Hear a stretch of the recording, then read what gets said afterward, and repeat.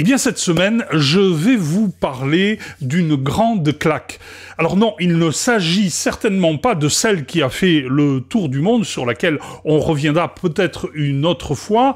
Il s'agit d'un événement qui s'est déroulé à l'Assemblée nationale où les députés les plus courageux de la nation ont voté contre les ZFE et contre ces autres députés qui ont fait dans leur culotte, sachant que ce qui était en jeu allait peut-être faire exploser la cocotte minute dans laquelle les Français sont propulsés depuis quelque temps.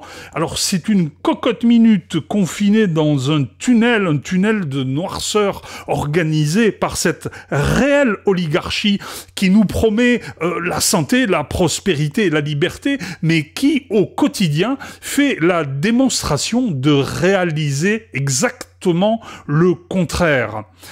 Eh bien, bienvenue avec la voix de Louis. Hello, Louis. Et tout de suite, je vous propose de regarder une archive de Édouard Philippe qui avait annoncé en avril 2020, à un moment où nous pensions vraiment à toute autre chose qu'à ce problème de centre-ville. Eh bien, Édouard Philippe annonce la mise en place des ZFE. Pendant ce temps-là, nous avons un masque sur la figure et nous nous confinons face à une crainte qui finalement va s'avérer être là aussi un gros mensonge. En avril, le décret d'application de la loi d'orientation sur les mobilités sera adopté, permettant la mise en place dans les mois suivants des zones à faible émission pour répondre aux urgences urbaines de pollution atmosphérique. Et le projet s'est donc mis en place au fur et à mesure des années, en faisant des vagues, en se faisant oublier. Et puis, petit à petit, à l'approche du vote de la loi, qui avait finalement été ficelée, ont surgi des personnages qui avaient pris fait et cause contre ce projet, comme la Fédération des motards en colère, 40 millions d'automobilistes, et puis des acteurs politiques, évidemment, les uns pour, les autres contre, de façon légitime ou pas, chacun avec les arguments que l'on pouvait prévoir, d'un côté les écologistes et l'extrême gauche et l'extrême centre, et de l'autre la droite et ceux que l'on nomme l'extrême droite, qui ne l'est pas plus que ça. Et puis, parmi eux, un personnage a surgi, a surpris tout le monde. C'est Alexandre Jardin. Alexandre Jardin est un écrivain précoce. Il est tout à fait le contraire de ce mouvement qui finalement s'est mis en place sous le nom des gueux. Les gueux se sont donc ligués avec tous les opposants à ce projet et ont finalement réussi à mettre à mal cette nouvelle noirceur, cette nouvelle volonté de réduction des libertés. Et nous allons voir là dans l'instant encore d'autres personnages qui se sont agrégés autour de lui. Bonjour, on est devant l'Assemblée nationale. Cet après-midi ou ce soir, les députés vont devoir se prononcer pour ou contre les ZFE, pour ou contre la ségrégation sociale, la discrimination, cette loi complètement anti-républicaine. Ils vont devoir se positionner individuellement. Je les appelle tous, je vous appelle tous, nos chers députés, à soutenir 78% des Français qui veulent que ça s'arrête.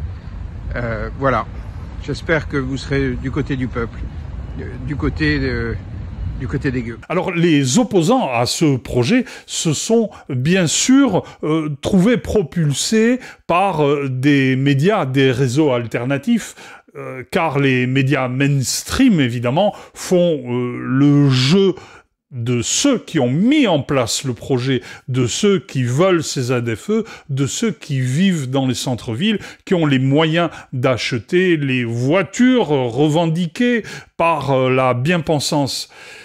Le principal média alternatif, sur lequel on a beaucoup vu Alexandre Jardin et avec qui nous allons voir une communion de joie bien réelle. Eh bien, c'est Tocsin et Clémence Oudiakova. C'est génial. C'est génial.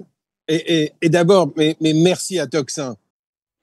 Jancovici, qui est certes un technicien, un analyste extrêmement pointu, lui est dans la retenue et dans la conception long terme de projets dont apparemment personne ne veut tenir compte.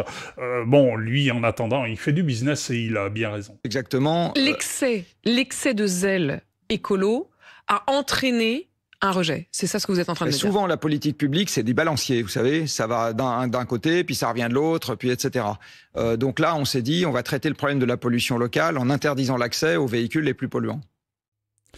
Alors, c'est bien là un terme qu'il faut retenir. C'est le zèle des écologistes. Ce zèle qui les propulse tout le temps en avant sur la scène médiatique pour revendiquer plus et encore et toujours plus, en oubliant l'essentiel de l'écologie. L'écologie, à un moment donné, c'est le bien-être des gens, c'est la santé des gens, c'est la prospérité également, quoique la prospérité, en fait, ils ne s'en occupent que quand ça les concerne personnellement.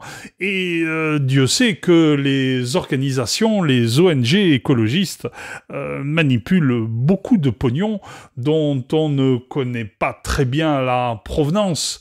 Enfin, officiellement, parce que derrière, nous savons très bien par qui ils sont payés et à quelle fin finalement, ils sont devenus des écologistes si véhéments. Les députés qui pensaient qu'il fallait abolir ce cauchemar de ségrégation sociale, au fond, pourquoi ils ont gagné? Ils ont gagné parce que les autres ont été pissés, ils ont été à la buvette, ils n'ont pas été votés, ils ont eu peur de voter contre le peuple.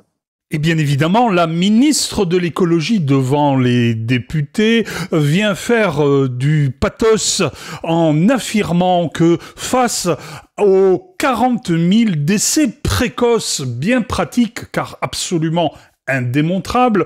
Il faut noter que jusqu'à maintenant, ils utilisaient assez souvent dans le clan écologiste, ils agitaient les oripeaux de soi-disant 40 000 décès annuels que aucun pneumologue n'était capable de prouver, ni même d'en prouver un seul comme provenant d'un problème de pollution. Alors attention, je ne nie pas que la pollution ne soit pas à l'origine de problèmes respiratoires. J'ai moi-même vu de mes yeux mon petit-fils avec une bronchiolite partir à l'hôpital et je vous avoue que c'est quelque chose de particulièrement éprouvant. Maintenant, quel est le lien de cause à effet entre la pollution réelle et d'autres paramètres qui engendrent ces problèmes respiratoires dans la population? Et de là, quel est le rapport réel de ces problèmes respiratoires avec la pollution et de ceux qui engendrent réellement un décès de façon précoce? C'est une méthode renégade, c'est une méthode perverse pour faire peur aux gens et leur dire que attention, si vous ne votez pas la loi ou si vous contredisez les faits concernant les 40 000 décès précoces, cela veut dire que vous n'êtes pas un humaniste, vous êtes donc forcément d'extrême droite, mais alors extrême droite. Bref, la méthode est éculée et elle passe comme ça, rapidement, devant les députés qui, finalement, n'en ont rien à battre de ce que peut dire une ministre de l'écologie qui n'a rien à battre de l'écologie. Pour certains Français, souvent les plus précaires, les 48 000 décès précoces, les 30 000 cas d'asthme supplémentaires que les enfants présentent chaque année, et les mois de vie envolés que probablement ceux qui, dans cet hémicycle, sont exposés à la pollution des villes. Le président de cette association est au cœur d'un des débats de notre société, qui est la liberté de déplacement et la liberté que chacun doit avoir de posséder telle ou telle voiture en fonction de ses goûts, dans la mesure du possible, mais surtout en fonction de ses moyens financiers. C'est avec une émotion non feinte que j'ai le plaisir de vous annoncer la suppression pure et simple des zones à faibles émissions.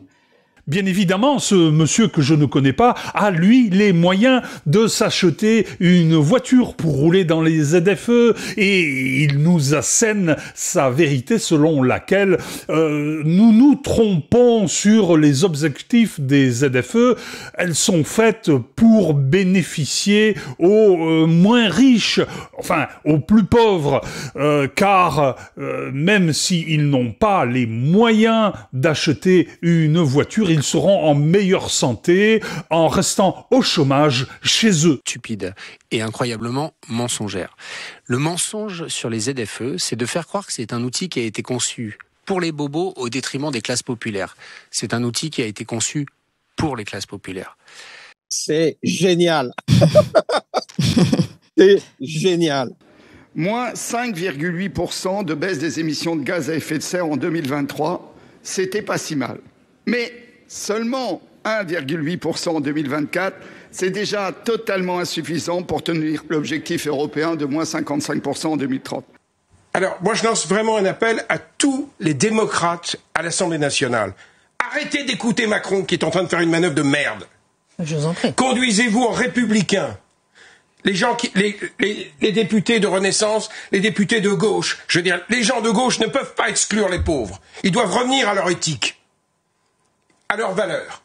Je n'ai pas arrêté de faire des réunions à n'en plus finir avec des écologistes de gauche à qui j'ai dit « Bordel, vous êtes des gens de gauche, vous n'avez pas le droit de virer les pauvres. » Que vous ont-ils répondu? Ah, on aurait dû préparer un peu différemment. Ça a été mal accompagné. Liberté, égalité, fraternité. Pardonnez-moi, en républicain, la devise républicaine est une référence, à mon avis, qui nous rassemble.